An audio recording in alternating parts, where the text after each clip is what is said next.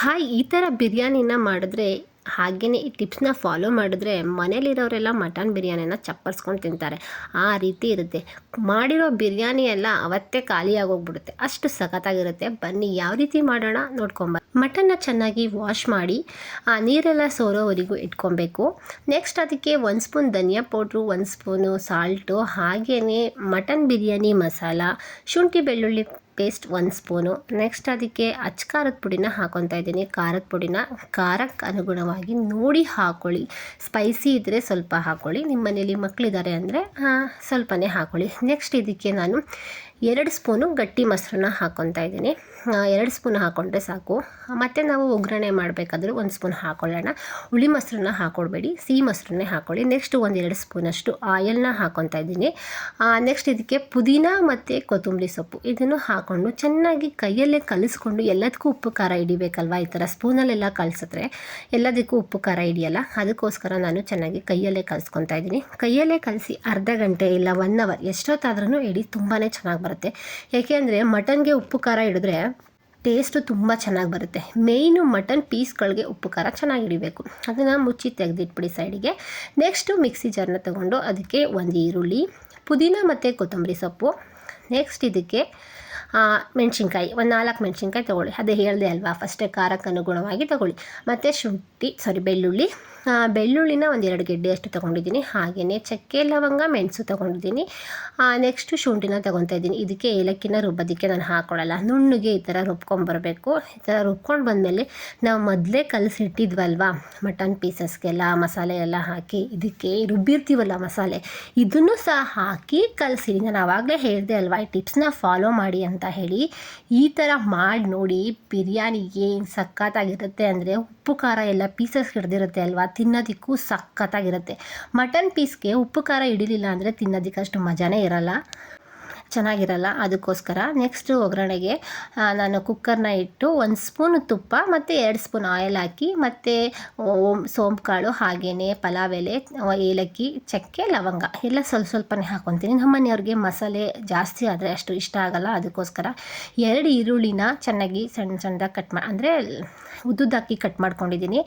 Next ಅದು ಚೆನ್ನಾಗಿ fry ಆಗಬೇಕು. ಈರುಳ್ಳಿ ಚೆನ್ನಾಗಿ ಫ್ರೈ ಆದಷ್ಟು ಬಿರಿಯಾನಿ ಸಖತ್ತಾಗಿರುತ್ತೆ. ಈರುಳ್ಳಿ ಬೇಗ ಫ್ರೈ ಆಗಬೇಕು ಅಂದರೆ ಅದಕ್ಕೆ ನೀವು ಉಪ್ಪನ್ನ ಹಾಕ್ಕೊಳ್ಳಿ. 1 ಸ್ಪೂನಷ್ಟು ಉಪ್ಪನ್ನ ಹಾಕ್ಕೊಂಡು ಚೆನ್ನಾಗಿ ಫ್ರೈ ಮಾಡ್ಕೊಳ್ಳಿ.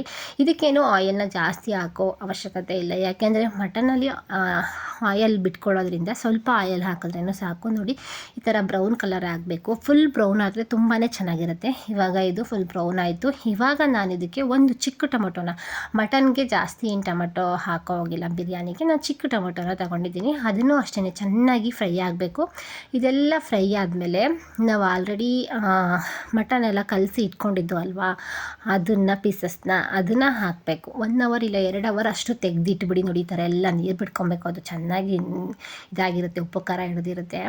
ಇವಾಗ ಆ ಪೀಸಸ್ನ ಹಾಕ್ಕೊಳ್ಳಿ. ಇನ್ನು ಎಕ್ಸ್ಟ್ರಾ ಮಸಾಲೆ ಏನೂ ಹಾಕಕ್ಕೆ ಹೋಗ್ಬಿಡಿ, ಇಷ್ಟೇ ಮಸಾಲ. ಮಸಾಲ ಹಾಕ್ಕೊಂಡೇನು ಮಾಡೋ ಅಂತ ಅದೇನಿಲ್ಲ. ಅದು ತೊಳ್ಕೊಂಡು ನೀರಿತ್ತಲ್ವ, ಅದನ್ನು ಹಾಕ್ಕೊಂಡು ಚೆನ್ನಾಗಿ ಸ್ವಲ್ಪ ಹಸಿ ಸ್ಮೆಲ್ಲೆಲ್ಲ ಹೋಗೋವರೆಗೂ ಕೈ ಆಡಿಸ್ಕೊಳ್ಳೋಣ. ಹಸಿ ಸ್ಮೆಲ್ಲೆಲ್ಲ ಹೋಗಬೇಕು ಮಟನಲ್ಲಿ. ನೆಕ್ಸ್ಟ್ ಅದೆಲ್ಲ ಹೋದ್ಮೇಲೆ ನೋಡಿ, 1 ಕುದಿ ಬರಬೇಕು. ಆ ಕುದಿ ಬರೋವರೆಗೂ ಕುಕ್ಕರ್ ಮುಸ್ಕನ್ನ ಹಾಕಕ್ಕೆ ಹೋಗಬೇಡಿ, ಹಾಗೆಯೇ ಕುದಿಸ್ಕೊಳ್ಳಿ. ಚೆನ್ನಾಗಿ ಕುದಿಸ್ಕೊಂಡು 1 ಕುದಿ ಬಂದಮೇಲೆ ನೋಡಿ, ಆಲ್ರೆಡಿ 1 ಕುದಿ ಬಂದಿದೆ. ಆ ಪುದೀನ ಎಲ್ಲ ಹಾಕಿರ್ತೀವಲ್ವ, ಆ ಸ್ಮೆಲ್ ಹೇಗೆ ಬರ್ತಾಯಿದೆ ಅಂದರೆ ಹಂಗೆ ತಿಂದ್ಬಿಡೋಣ ಅನ್ನಿಸ್ತಾ ಇದೆ, ಅಷ್ಟೊಂದು ಘಮ ಅಂತ ಇದೆ. ನಾನು 1.5 ಪಾವಷ್ಟು ಅಕ್ಕಿನ ಹಾಕ್ತಾಯಿದ್ದೀನಿ, ಬಾಸುಮತಿ ರೈಸು. ಅದಕ್ಕೆ ನಾನು 3 ಲೋಟ ನೀರನ್ನ ಹಾಕ್ತಾಯಿದ್ದೀನಿ. ನೀರೇನಕ್ಕೆ ಗ್ರೀನ್ ಇದೆ ಅಂತ ಕೇಳಬೇಡಿ, ನಾನು ರುಬ್ಬಿದ್ನಲ್ವ ಮಿಕ್ಸಿ ನೀರು, ಅದರಲ್ಲೇ ತೊಗೊಂಡಿದ್ರಿಂದ ಗ್ರೀನ್ ಕಲರ್ ಇದೆ. 3 ಲೋಟ ನೀರನ್ನ ಹಾಕ್ಕೊಂಡೆ. ನೀರೆಲ್ಲ ಹಾಕಾದ್ಮೇಲೆ ಸ್ವಲ್ಪ ಅಂದರೆ ನಿಂಬೆಹಣ್ಣಿನ ರಸನ ಹಾಕ್ಕೊಳ್ಳಿ, ಟೇಸ್ಟ್ ತುಂಬ ಚೆನ್ನಾಗಿ ಬರುತ್ತೆ. ಅದನ್ನು ಹಾಕ್ಕೊಂಡ್ಮೇಲೆ ಕುದಿಸ್ಕೊಳ್ಳಿ. ಸ್ವಲ್ಪ ಕುದಿಸ್ಕೊಂಡು ಅದು ಚೆನ್ನಾಗಿ ಕುದ್ಮೇಲೆ ನಾವು ಕುಕ್ಕರ್ ಮುಸುಕನ್ನ ಹಾಕೋಣ. ತುಂಬ ಚೆನ್ನಾಗಿ ಬರುತ್ತೆ. ಒಂದು ಸಲ ಟ್ರೈ ಮಾಡಿ ನೋಡಿ. ಬಾಸುಮತಿ ರೈಸ್ ಇಲ್ಲ ಅಂತ ಅಂದರೆ ಜೀರಾ ರೈಸು, ಮಾಮೂಲಿ ನಾವು ಯಾವ ರೈಸ್ ಇರುತ್ತೆ ಅದರಲ್ಲಿ ಮಾಡಿದ್ರೂ ಸಖತ್ತಾಗಿರುತ್ತೆ. ನೋಡಿ, ನಾನು ಅದೇ ಹೇಳಿದ್ನಲ್ಲ, 1.5 ಪಾವಷ್ಟು ನಾನು ಅಕ್ಕಿನ ತೊಗೊತಾ ಇದ್ದೀನಿ ಅಂತ. ಇದಕ್ಕೆ ನಾವು ಜೀರಾ ರೈಸ್ ಇರುತ್ತಲ್ವ, ಅದನ್ನು ಮಿಕ್ಸ್ ಮಾಡ್ಕೊಂಡ್ರಂತೂ ಇನ್ನೂ ಸಖತ್ತಾಗಿರುತ್ತೆ. 2 ಮಿಕ್ಸ್ ಆದರೆ. ನಮ್ಮನೆ ಅಂತೂ ಮಟನ್ ಬಿರಿಯಾನಿ ಎಲ್ಲರಿಗೂ ಇಷ್ಟ. ಸಾನ್ವಿ ತುಂಬ ದಿನದಿಂದ ಕೇಳ್ತಾನೆ ಇದ್ದು ಮಾಡೋದಕ್ಕಾಗಿರಲಿಲ್ಲ. ಇವಾಗ ಫೈನಲಿ ಮಟನ್ ಬೆಂದಿದೆ. ಇದನ್ನು ಚೆನ್ನಾಗಿ ಅಕ್ಕಿ ಹಾಕೋದಕ್ಕಿಂತ ಮುಂಚೆ ಒಂದು 7-8 ಕೂಗು ಕೂಗಿಸ್ಕೊಂಡು, ಏಕೆ ಮೇಕೆದಾಗಿರೋದ್ರಿಂದ ಸ್ವಲ್ಪ ಚೆನ್ನಾಗಿ ಬೇಯಬೇಕಲ್ವ, ಅದಕ್ಕೆ ಮೊದಲೇ ಅಕ್ಕಿ ಹಾಕೋದಕ್ಕಿಂತ ಮುಂಚೆನೇ ಚೆನ್ನಾಗಿ ಬೇಯಿಸ್ಕೊಬೇಕಿದ್ದನ್ನು. ನೋಡಿ ಚೆನ್ನಾಗಿ ಬೆಂದಿದೆ. ಇವಾಗ ಇದಕ್ಕೆ ನಾವು ಕುದೀತಾ ಇರಬೇಕಾದ್ರೆ ಅಕ್ಕಿನ ಹಾಕೋಣ. ಅಕ್ಕಿ ಹಾಕಾದ್ಮೇಲೆ ಹೇಳ್ತಾ ಇದ್ದೀನಿ, ಒಂದೇ ಒಂದು ಕೂಗನ್ನ ಕೂಗಿಸಿ, ಜಾಸ್ತಿ ಮಟನ್ ಫುಲ್ ಕಂಪ್ಲೀಟಾಗಿ ಬೆಂದು ಇನ್ನೊಂದು ಚೂರು ಬೇಯಬೇಕು ಅಂದಾಗ ಮಾತ್ರ ಅಕ್ಕಿನ ಹಾಕಬೇಕು. ಮುಂಚೆನೇ ಅಕ್ಕಿ ಹಾಕ್ಬಿಟ್ರೆ ಮಟನ್ ಬೇಯಲ್ಲ, ಅಕ್ಕಿ ಬೆಂದು ಹೋಗ್ಬಿಡುತ್ತೆ, ಮಟನ್ ಹಾಗೆ ಉಳ್ಕೊಂಬಿಡುತ್ತೆ. ಅದಕ್ಕೆ ಇವಾಗ ನೋಡಿ ಅಕ್ಕಿನ ಹಾಕಿ ನಾನು ಜಸ್ಟ್ ಒಂದೇ ಒಂದು ಕೂಗೋದಕ್ಕಿಂತ ಮುಂಚೆನೇ ಆಫ್ ಮಾಡಿಬಿಟ್ಟೆ. ಯಾಕೆಂದರೆ ಬಾಸುಮತಿ ಅಕ್ಕಿ ಬೇಗನೆ ಬೆಂದು ಹೋಗ್ಬಿಡುತ್ತೆ ಅಲ್ವಾ, ಅದಕ್ಕೋಸ್ಕರ ಅದು ವಿಷಲ್ ಬರ್ತಾ ಇದೆ ಅನ್ನೋ ಮೂಮೆಂಟಲ್ಲಿ ಆಫ್ ಮಾಡಿಬಿಡ್ತೇನೆ. ಇದಕ್ಕೆ ಸ್ವಲ್ಪ ಲಾಸ್ಟಲ್ಲಿ ಕೊತ್ತಂಬರಿ ಸೊಪ್ಪನ್ನ ಹಾಕ್ಕೊಂಡೆ. ಕೂಗ್ತು, ಒಂದು ವಿಸಲ್ ಆದಮೇಲೆ ನೋಡಿ ಮಟನ್ ಯಾವ ರೀತಿ ಬಂದಿದೆ ಬಿರಿಯಾನಿ ಅಂತ. ಸಖತ್ತಂದರೆ ಸಖತ್ತಾಗಿ ಬಂದಿದೆ. ನಾನು ಆವಾಗಲೇ ಹೇಳಿದೆ ಅಲ್ವಾ, ಇದಕ್ಕೆ ಎಣ್ಣೆನ ಜಾಸ್ತಿ ಹಾಕಕ್ಕೆ ಹೋಗಬೇಡಿ, ಅದೇ ಎಣ್ಣೆ ಬಿಡ್ಕೊಳತ್ತೆ. ಆದರೆ ಒಂದು ನೀರನ್ನ ಕರೆಕ್ಟಾಗಿ ಅಳತೆ ಮಾಡಿ ಹಾಕಿ. ಬಾಸುಮತಿ ಅಕ್ಕಿ ಸ್ವಲ್ಪ ನೀರು ಜಾಸ್ತಿ ಆದ್ರೂ ತೆಳ್ಳೆ ಆಗಿಬಿಡುತ್ತೆ, ಆವಾಗ ಬಿರಿಯಾನಿ ಟೇಸ್ಟೇ ಹೋಗ್ಬಿಡುತ್ತೆ. ಬಿರಿಯಾನಿನ ಈ ರೀತಿ ಮಾಡಿ ನೋಡಿ, ಪ್ರತಿಯೊಬ್ಬರೂ ಇಷ್ಟಪಟ್ಟು ಚಪ್ಪರ್ಸ್ಕೊಂಡು ತಿಂತಾರೆ. ನಿಜವಾಗ್ಲೂ ತುಂಬಾ ಚೆನ್ನಾಗಿರುತ್ತೆ. ನೋಡಿ ಈ ರೀತಿ ಬಂತು ನಮ್ಮನೆ ಬಿರಿಯಾನಿ ಇವತ್ತು. ನಾನು ಇದನ್ನು ಫಸ್ಟ್ ಟೈಮ್ ಟ್ರೈ ಮಾಡಿದೆ, ತುಂಬಾ ಎಲ್ಲರಿಗೂ ಇಷ್ಟ ಆಯಿತು. ನೀವು ಒಂದ್ಸಲ ಟ್ರೈ ಮಾಡಿ ಹೇಗಿತ್ತು ಅಂತ ಹೇಳಿ ಕಮೆಂಟ್ ಸೆಕ್ಷನಲ್ಲಿ ಹಾಕಿ.